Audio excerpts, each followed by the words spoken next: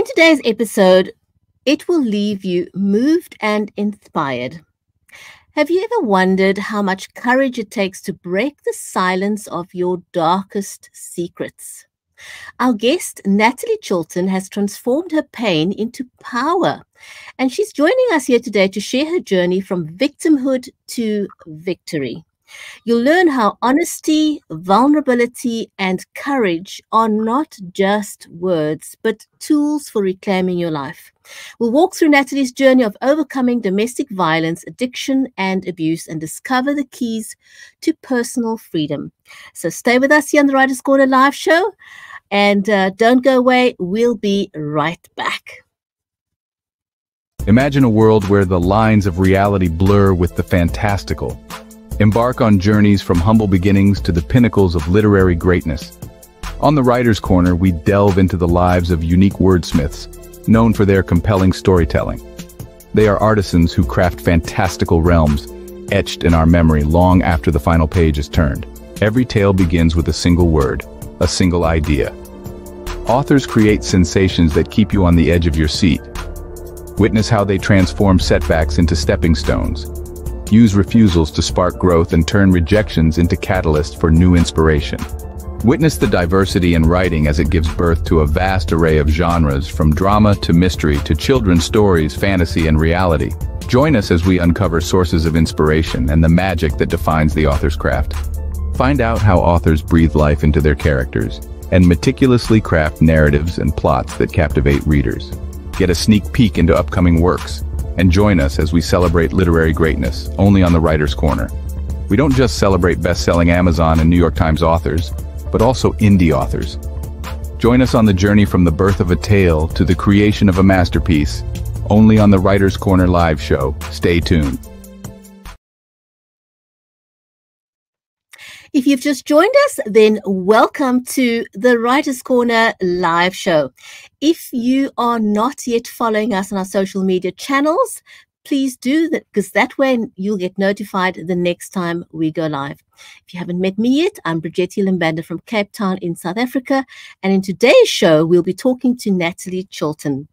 Our live stream is made possible by Creative Edge, StreamYard, and BeLive Media. But before we invite our amazing guest, Nattolie Chilton, to come and join us on screen, I first want to say hello to my friend and co-host, Mary Elizabeth Jackson. And if you haven't met Mary yet, she's a multiple #1 Amazon best-selling author and certified special needs and disability advocate. And she's dedicated her entire life to empowering underrepresented voices through her writing and advocacy. She's also a speaker, educator, and ghostwriter and songwriter. Mary, how are you today? I'm wonderful. Thank you, Bridgetti, so much. And we are excited about our guest today because she has done what we've done a couple of times together, which is be an anthology collaborative book with Action Takers Publishing. And so it's an adventure, right? It absolutely is. And guys, if you are still holding back, if you're afraid to get published, oh my goodness, Mary and I, as she just said, we've done this a couple of times with Linda Sunshine West of Action Takers Publishing. And I know that Nattolie will also tell you the hand-holding that Linda does is absolutely incredible, you know. So if you're scared, just dive in. Tell us in the comments and we'll connect you. Yeah, just do it anyways, as Linda would say.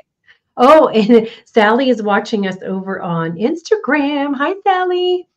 Welcome, Sally.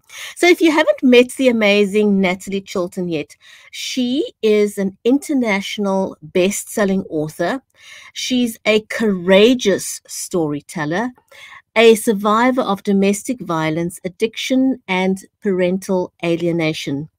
Her true story, Unsilenced, releases in November 2024. So watch out for that. If you're watching us on Amazon right now, keep your eyes peeled on Amazon. She sheds light on the silence that enables predators.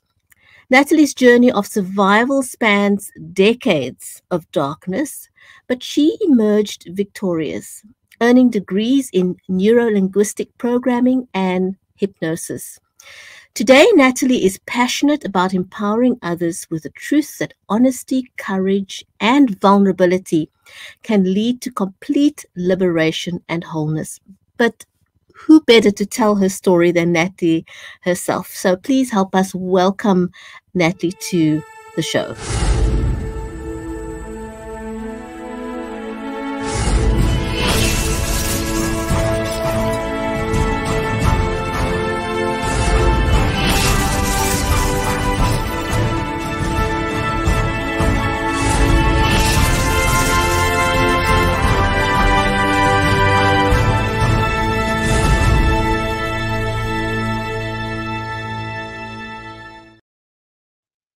Hi, Nattolie. Welcome, welcome, welcome to the show. We are so delighted that you could join us today on the Writers' Corner live show. Yeah, so we're going to dive right in. So, what was that moment that prompted you to say, okay, I need to tell my story, and then I'm going to go public with it in a book that'll be published and be a bestseller so that lots of people see it? Ooh, well, I was prompted in 2007, actually, in Norway. I was in a difficult relationship, and I felt the whisper, tell your story. And that was Creator, God, who I call God. And then I kind of forgot it. I kind of got lost again down the rabbit hole of darkness in that relationship. And then after its end, that relationship ended. It was 2013, and it was like, write your story. And that's Unsilenced, like the full story. And I felt immediately overwhelmed. I started to write. It was January, beginning of January. I started to write. And then I was like, oh my, this is so much, 50 years of life. Like, where do you even start? There's so many levels, so many layers. And then I heard the voice. It was like, this is not about you. This is about me. And I was like, okay, how is that even possible? I mean, it feels like it's about me. It feels quite personal, my life, to me, but it was then that basically the love of my life entered stage left within that, at the end of that month. And within 2.5 months, I was here in my forest sanctuary in abundance and love and safety. And for the last 10 years, I've been unfurling and healing, and chapter by chapter, wound by wound, healing. So that was that part. Wow. Beautiful. Wow. I think, we all sort of have a starting point, and you definitely have a great starting point. Now, you've been through some really unimaginable challenges in your life. How did you make vulnerability your greatest tool for healing? Ooh, that was difficult. Because you lose trust, right? People were my biggest fear. I was actually phobic of people. And so I had panic attacks like all the time. That was through my 20s and 30s, all the way up to, 40. So vulnerability, I guess, in 2005, I met a special woman, and through my work. And before then, in neurolinguistics, in that degree, I started to reveal parts, what was really going on as I worked through, the sexual abuse and different things. And so going through my counseling program really helped me because it was nonstop therapy. For the 2-year program, it took me 6 years because there was a lot going on. And with each step forward into vulnerability and risking rejection, risking having people see me, that was a huge one, because I just had this, I believed that if people knew who I was, they would reject me. But with each risk of opening up and sharing, it was the opposite that I discovered, that people actually, it grew real connection, because the secrets and the keeping things all to yourself block true connection when we're not being honest. So that was my encouragement, is that I basically went from friendless to slowly growing some friendships, some real friendships with people who loved me. And that was my reward in becoming more vulnerable. And you need that support and that encouragement to keep you going, because you've been through, like Brigetti said, some unimaginable things some people never come back from. And so that was very brave of you and very hard. And we're glad that you're here to tell your story and share it with others, because it encourages others to do the same. And I want to ask you, why do you think predators are so successful in environments of silence? Like, how do we change that? How do we encourage others to change those situations for themselves? If anyone's out there watching. Well, let's see. This is really a huge root. A root core theme in Unsilenced is the, you know, I aligned with my father, who was quite wordless. And so how do people, I'm just integrating your question. Well, it feels counterintuitive to tell somebody when tough things happen to us, you know, such as a rape, such as domestic violence, whatever it is. These things happen all the time. And the trauma in itself, the shock of it, people generally don't have a grid. They have no pathway of thought of what to do next. You just become kind of frozen from that experience. Usually it's a shock, and then you don't tell anybody. Most people don't tell. So what I would say to anybody listening is that if something like this happens, tell as soon as possible. So whoever it is, go to the hospital, go to, tell your friend if you have one, tell a, you know, prayer line, but release it immediately. The sooner we release it, the easier the healing will be, and the healing will start. And was my fatal flaw, basically, because at 5 years old, I had no words, and I didn't have safety. So there was no way for me to verbalize an experience such as I experienced. And then, you know, just other things in the family. Things happen in the family, and I'm not even saying, but the family just shuts down, and the shame, whatever the reasons, they don't tell, and they try to deal with them on their own. So making that call and just opening the door, which allows the light in, the truth to be expressed, which brings the light in. And then you have other brains, other people's cognitive function to kind of walk with you, because we do kind of, it blows your circuits. It blows your mind a little bit, so you can't really think. And that was what it was for me. I didn't have the capacity to reason, and especially in addiction, that cognitive function gets frozen and shut down with trauma and with addiction, and I had both. So, but you can recover. So that's neuroplasticity. That's the hope, is the recovery is possible. But truth and releasing your voice is a huge key to that. You know, I just really want to say that this is universal. Wherever we live in the world, it's the same thing. People shut down, people feel silenced. And so your book, or your upcoming book, Unsilenced, is going to be phenomenal. You talk about personal liberation.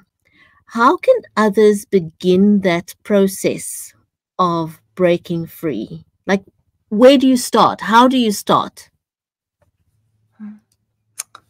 Well, for me, that liberation came actually through prayer. It was supernatural. So it came by actually, raising my hands, raising my voice, like, help me. Like, I didn't believe in God. I was raised with religious grandparents, but it was like, help me. I just sensed that there was something there that could help me. And I kept asking. And then it transitioned into actually a spiritual journey of gratitude, where on a biological level and a cognitive, a spiritual level, because I wasn't raised with gratitude. It was the opposite. So, but I was always optimistic at heart. Like, that was my essence. And so I kind of returned to that, and I was like, just the message was in different readings that I'd read. And it was like, just be grateful for anything. And so I started to apply gratitude. I was just like, thank you for the beautiful sunshine. Thank you. Like, even amid like distraction all around me, I started to just reach up and just put my words forth and sing. I'm a singer. So I was like, thank you for, just make a little ditty. Thank you for the beautiful sun. Thank you for this and that. And that lifted me. And I felt the spiritual lift from that, and kind of came to a new place, a new vantage point where I could see more clearly, and like the vibration raised, and that was progressive. So it went from different kinds of positive emotions, focusing on the positive wherever I could see it, and just leveraging every which way, from exercise to eating better, nutrition.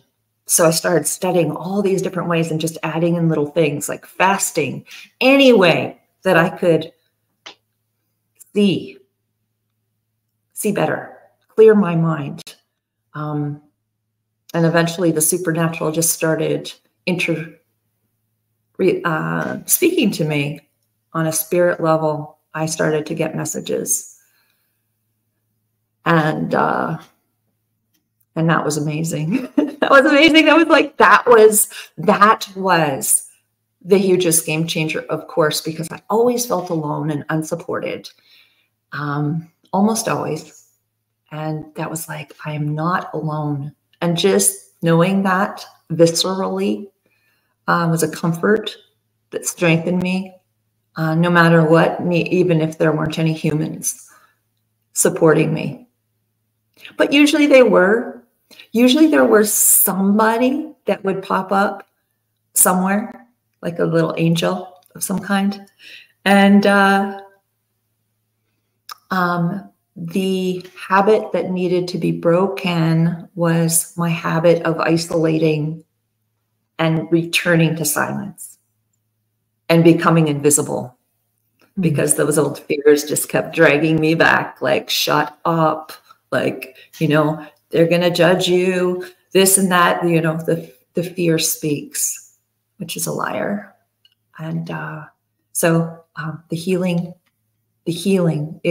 seems counterintuitive at times. It feels like I can't say it, but what you think you can't say, what you think you cannot face, is what will free you.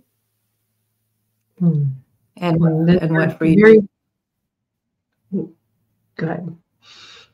Yeah. That was very profound. I'm sorry, go ahead. Yes.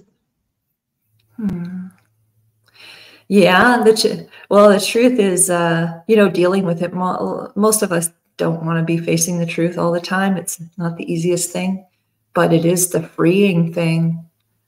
So we don't have to hide from anything anymore. Once we're out in the light, it's actually. I'll just share that Eminem.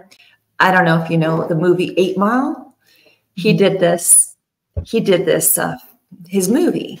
And he was in the Black community, and he was facing down a rapper, and the rapper was just dissing him for the white trash that he was, and just tearing him apart. And in a moment, Eminem, he just got 100% honest, and he outed himself every which way. And that's what Unsilenced is. The book that I've written is outing myself every which way. Nobody has anything on me because I've done it myself. And now I feel you've outed yourself. Yeah. Yes. Yeah. Really like, so no one's got a hold on you, and that's powerful. Very, very powerful. And you know, you touched on something very, very important. Gratitude. Gratitude is it's a game changer, especially when you're in the throes of something, fear and anxiety and trauma and whatever it is. And I know it seems impossible sometimes with things that people are facing to even go to a place like that.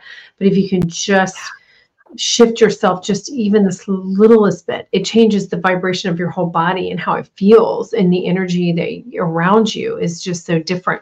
You know, what surprised you most, good and bad, about your recovery journey? And you probably have a lot of things, but is there anything significant that stands out a little bit more than others for the good and bad of your journey? The good and bad of the journey. There's 2 things that come to mind. Part of it was, I think the part that I really want to say is the sexual aspect.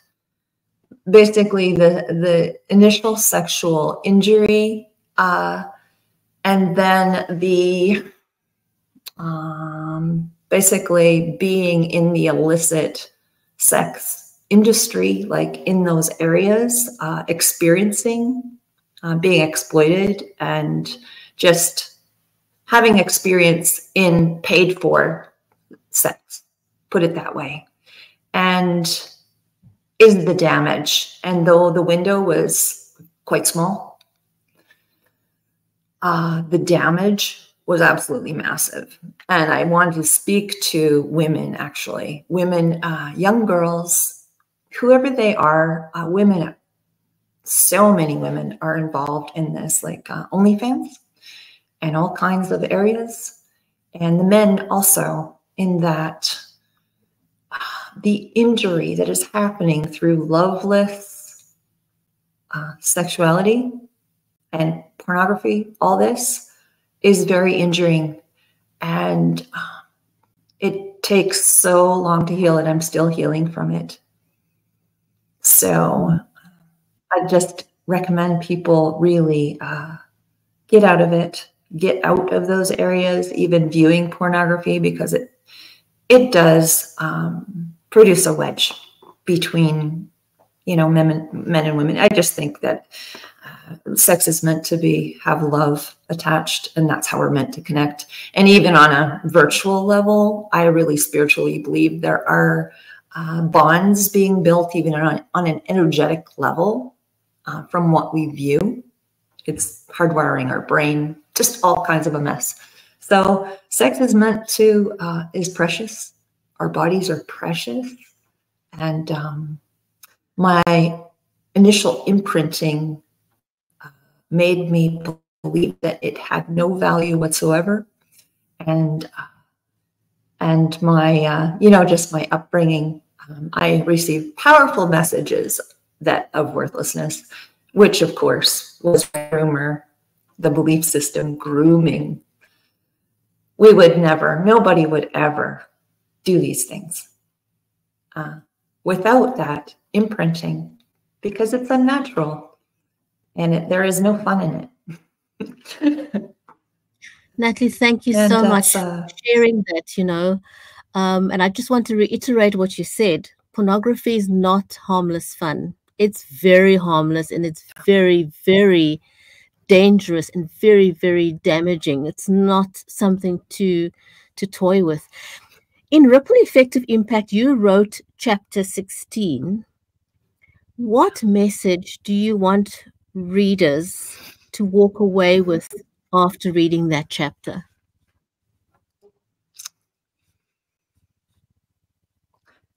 The message is that we are not alone.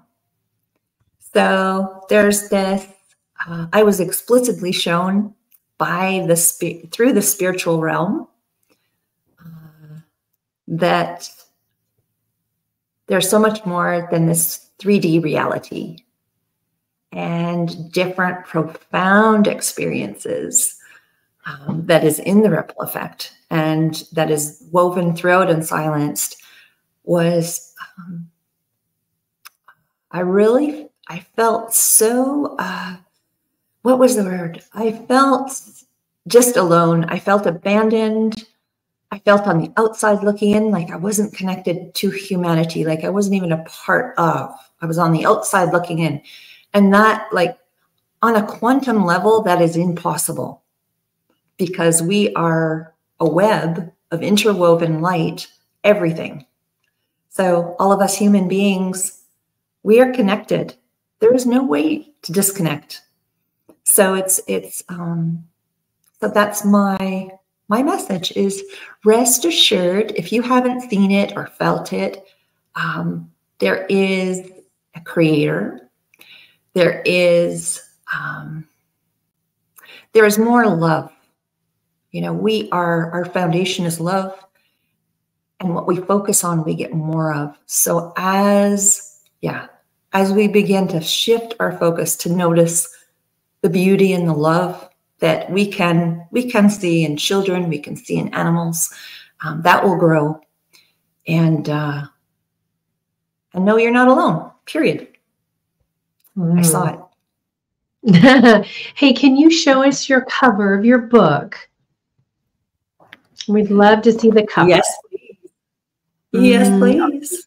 It's really beautiful. I love it. I love the water drop. And, for anyone out there who is interested in getting into an anthology or collaboration, they can connect with Nattolie, and, you can ask Brigetti and I or Nattolie about it, and, kind of what the experience is. It's a really great way to get connected and to tell your story. I think like what you're doing, Nattolie, is something that both Brigetti and I have done. And it allowed us both to talk about things I think we never talked about publicly before either. So it was a great, safe space to do it, and I think then that changes things for you once you get to that place to be able to talk about stuff and to be able to meet people that way too. It changes the relationship you have with others when everyone's kind of coming to the, we were in a book called Invisible No More, and, we all came in with like, oh, all this happened to me. I am definitely not perfect. I got all this brokenness. And we were like, oh, hey, cool, me too. And then,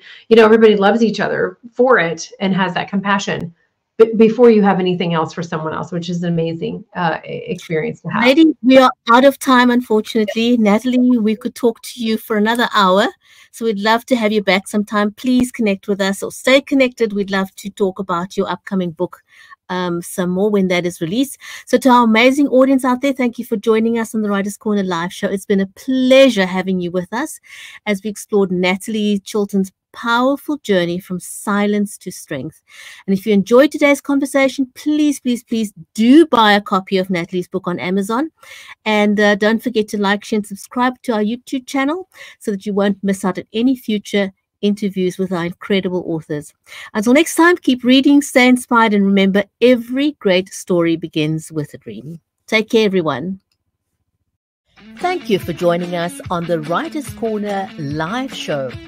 30 minutes of insightful author conversations with some of the biggest names in the industry, including award-winning authors and international indie sensations.